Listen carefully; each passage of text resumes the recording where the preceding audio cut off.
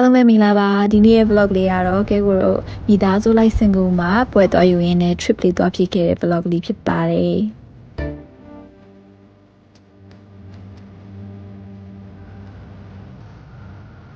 မြန်မာကနေစင်ကာပူကို3နာရီလောက်စီးပြီးသွားတော့ဒါကတော့မှန်ထဲမှာသွားပြီးပေးများထားတာပေါ့နော်စင်ကာပူ Changi Airport ရောက်ပါပြီ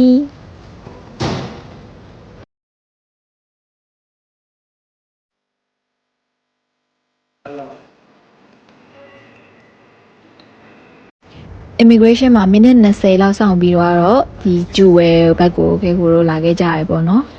လေးစိတ်မှာ lunch စားပြီးရနဲ့ဂျူဝဲရဲ့အဓိကနေ rainbow dash ကိုသွားကြည့်ခဲ့ပါတယ်ဂျူဝဲမှာလည်းပြီးသွားတာနဲ့ခဲကိုတို့ဟိုတယ်ကိုတန်းပြီးပြန်လာခဲ့ပါတယ်ဟိုတယ်ကတော့မြင်ရတဲ့အတိုင်းပဲအခန်းလေးကတည်တည်လေးပါ graduation မှာဝတ်ဆောင်တွားယူမှာဟိုတယ်ရောက်တာနဲ့ academic regalia ဒီနေ့နောက်ဆုံး collect ရမယ်ဆိုလို့နောက်လေးနဲ့တူသွားပြီးတော့ collect လုပ်ခဲ့ပေါ့နော်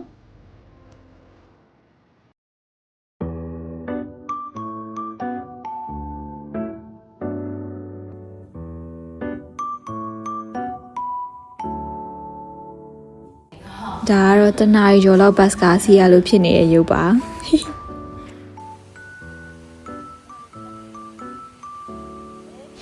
ညစားကျင်တာတော့အမေတို့ကအဲ့လိုဆက်လေးစားကျင်နေဆိုလို့မလာမောင်းချိုက်ဆိုင်ကိုခေါ်သွားလိုက်တယ်ပေါ့နော်တာဒါဒါတော့ second day လေးပါဘယ်တော့လာခေါ်မလဲကွယ်အလားတွေပြင်ချတယ်စတာပါဘလူးမလာမခေါ်ကိုယ့်ကိုသွားရမှာဒါကတော့အမေကိုအဖေနဲ့ပေါင်းပြီးတော့ prank လေးလုပ်ထားတာပေါ့နော်ရှိဘူးထည့်ရတာမင်းကဒီမှာဘုမတွေ့လို့ဒီထက်မှဒီမှာချရတာဒီမှာထားရတာဒီမှာလေး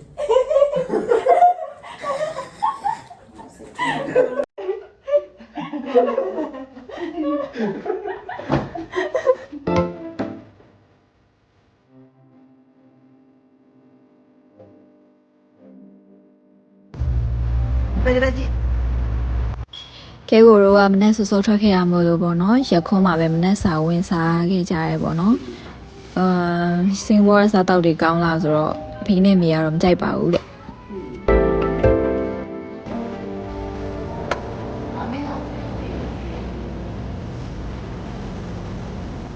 ဒါလေးကတော့တောသားမျိုးရောက်အဖွဲလို့ပြောရမလားမသိဘူးတိုက်ကြီးအငိမ့်ဆိုပြီး3ယောက်လုံးအပုံမောကြည့်နေကြတာမရောက်မဖြစ်စင်ကာပူက IMM shopping mall ပါเนาะပစ္စည်းတွေရော brand တွေရောအများကြီးပဲရှိရတန်နေစ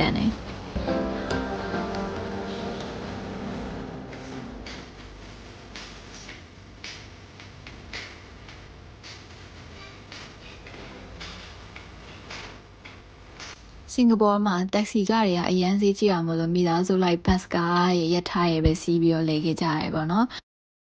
ကဲကိုတို့ရောက်တဲ့ရက်တွေကဒီစင်ကာပူက Universal Studio မှာ Halloween ပွဲအကြီးရှိရမလို့တခါတည်းအမေတို့လိုက်ပြချင်တာနဲ့ခေါ်လာခဲ့လိုက်တယ်ပေါ့နော်တယောက်ကို$80ကျော်ပေးရတယ်4ယောက်ဆိုတော့$300ကျော်တော့ကုန်ခဲ့ပါတယ်ပေါ့နော်ဒါကတော့လူတွေကအထဲဝင်မှုအကုန်လုံးထိုင်ဆောင်နေကြတာပါ Halloween ဆိုတော့ည9နာရီခွဲမှာစပါတယ်ဒါကတော့ Universal Studio ရဲ့ Halloween Horror Nights ရဲ့အဝင်ပေါက်ဖြစ်ပါတယ်လူတွေအများကြီးပဲနော်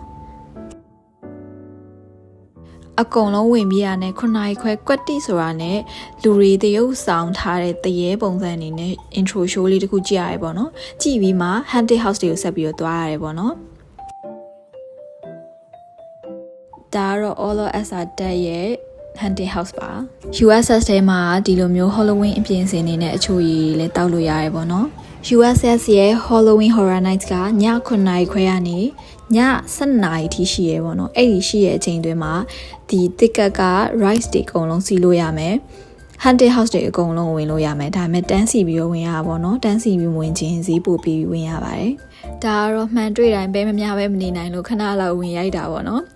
အထဲမှာလည်းဒီလို costume တွေဝတ်ထားတဲ့သူတွေက jump scare တွေလည်းလုပ်တတ်ပါတယ်ပေါ့နော်အဲ့တော့သွားရင်လည်းနည်းနည်းတော့သတိထားပါလို့ haunted house တွေအကုန်လုံးဝင်ပြီးရတယ်ဒီလိုမျိုးည8နာရီခွဲတစ်ခါ10နာရီခွဲတစ်ခါဆိုပြီးတော့ဒီလို show လေးတွေဝင်ကြည့်ရတယ်ပေါ့နော်တကယ်အရန်ကိုမိုက်ပါတယ်တကယ်လူဝင်ပြီးတော့ တေချာတရုပ်ဆောင်ထားတာမို့လို့ကြောက်ဖို့လည်းကောင်းတယ်ပေါ့နော်တနေ့ကိုလည်းရှောက်လေပြောရည်ဆိုတော့အခုတော့နားပါရမယ်မောင်လေးကတော့ပြောရဲတရေမချောက်ခင်နေအော်ရာနဲ့ငါအရင်ကြောက်နေပြီဒါလေးကတော့တတရားမြောက်ရက်ပါကဲကိုတို့မေတို့နဲ့တူတူEast Coast ဘက်ကိုသွားခဲ့ပေါ့နော်ဘတ်စကားနဲ့ဆိုရင်တော့တနာရီကျော်လောက်စီးရပါတယ်တက်စီနဲ့ဆိုရင်တော့မိနစ်30လောက်ကိုမှဒေါ်လာ30ကျော်လောက်ပေးပြီးတော့သွားရတယ်ပေါ့နော်အဲ့ဒီပန်းချံမှာဆိုလို့ရှိရင် foreigner တွေထက်ဒီ local အများစုကိုတွေ့ရတယ်ပေါ့နော်သူတို့လာပြီးတော့စပိန်စီးကြတယ်လမ်းလျှောက်ကြတယ် exercise တွေလုပ်ကြတယ်တကယ်လည်းအရန်တာရပါတယ်ဒီနေ့ကတော့လူနည်းနည်းလေးရှင်းနေပေါ့နော်စင်ကာပူကနေရာတော်တော်များများမှာစပိန်သွားတဲ့လမ်းလေးလေးလုပ်ပေးထားတယ်စပိန်လေးလည်းအလွယ်တကူငားလို့ရအောင်လုပ်ပေးထားရပေါ့နော်ဒါကတော့ကဲကိုရိုမိသားစုလိုက်စပိန်လေးနဲ့ရှောက်သွားနေကြတာပါ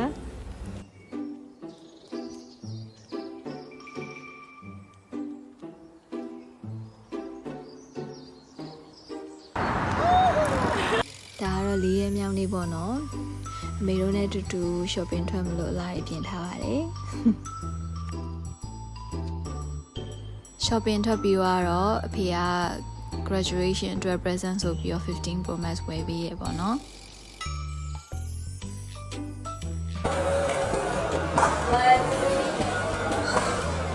15 Pro Max ဝယ်ပေးရလားကဲကိုတို့အခုရောက်နေတာကတော့ Marina Bay Sands ရဲ့ shopping mall ကြီးဖြစ်ပါတယ်။အဲ့ shopping mall ကြီးအပေါ်ထက်ကိုတက်သွားပြီဆိုလို့ရှိရင်ည8 နာရီတိုင်းပြတဲ့ရေပန်း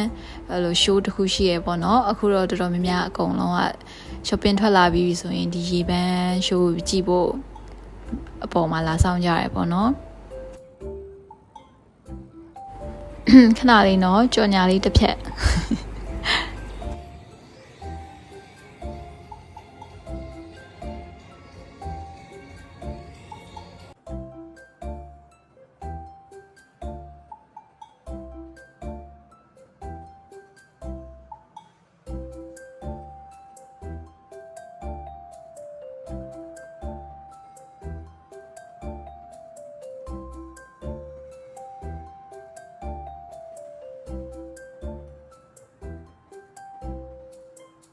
ပြီးတာနဲ့ Garden by the Bay ရဲ့ Flower Dome တကယ်စင်ကာပူရောက်ပြီဆိုတာနဲ့မဖြစ်သွားတဲ့နေရာလေးပါအရန်ကိုလှရပါတယ်အဲ့လိုတီးလုံးလေးနဲ့သူကဟိုဘက်ပြောင်းသွားလိုက်ဒီဘက်ပြောင်းသွားလိုက်အလင်းလေးအဲ့လိုမျိုးကတဲ့ပုံစံမျိုး show လေးတစ်ခုပေါ့နော်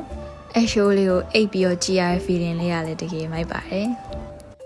ဒါကတော့ last day ကဲကိုသွားပြီးတော့ဘွဲ့သွားယူမယ်နေ့လေးဆိုတော့လပပလေးပြင်ထားပါတယ်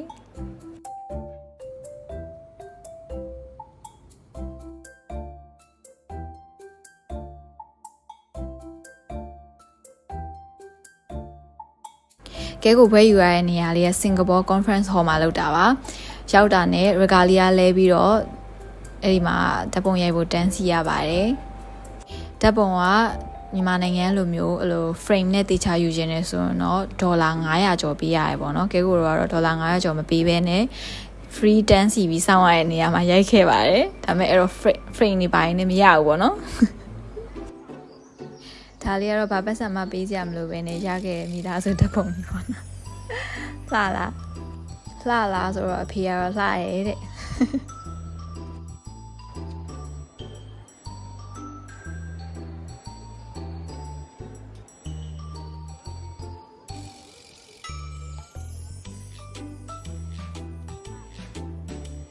10:45 ကွက်တီဆိုတာနဲ့ပွဲယူရမယ့်သူတွေအကုန်လုံးအရင်ဝင်နေပေါ့နော်ပြီးတော့မှ guest တွေကနောက်ကနေလိုက်ဝင်ရပါတယ်音符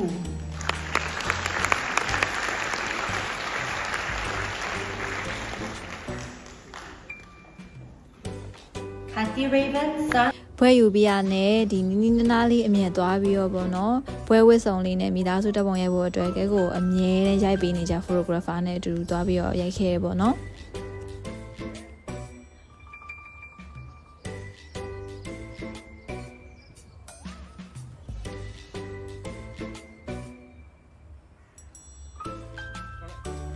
graduation ပြီးသွားတာနဲ့ကဲကိုတို့အကုန်လုံး last day ဆိုတော့ဟာဂျီလင်းကိုတငယ်ချင်းတွေရောမိသားစုနဲ့ရောအတူတူလာခဲ့ကြပါတယ်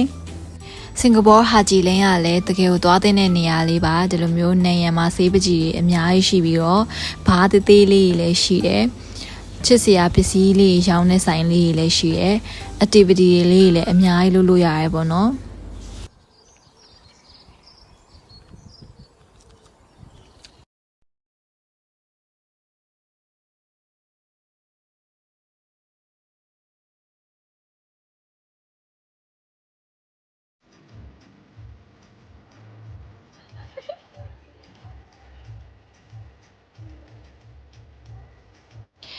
ဒါလေးကတော့ခဲကိုတငယ်ချင်းတွေကဟာဂျီလင်းက photo post လေးတဲ့ဝင်ပြီးတော့တပုံရိုက်ခဲ့အမတ်တရလေးပါ$10နဲ့ဒီလိုမျိုး photo လေးနှစ်ကတ်ရပါတယ်ပြီးတော့ဒီ accessory တွေအကုန်လုံးလည်းအများကြီးထားပေးထားရမလို့ကြိုက်တာယူပြီးရိုက်လို့ရတယ်ပေါ့နော်စင်ကာပူတော့အရာရာဈေးကြည့်ရမလို့ခဲကိုတို့ကဘတ်ကားနဲ့ train ကိုပဲအများဆုံးအသုံးပြုခဲ့တာမို့လို့တော်တော်လေးလည်း budget save ဖြစ်ခဲ့ပါတယ်ကဲ trip လေးရလေးပြီးဆုံးသွားပြီဆိုတော့အဆုံးထိကြည့်ပေးတဲ့အတွက်အားလုံးကျေးဇူးတင်ပါတယ်ရှင်ကဲကိုရဲ့ page လေးကိုလည်း like and follow လုပ်ဖို့မမေ့ပါနဲ့နော်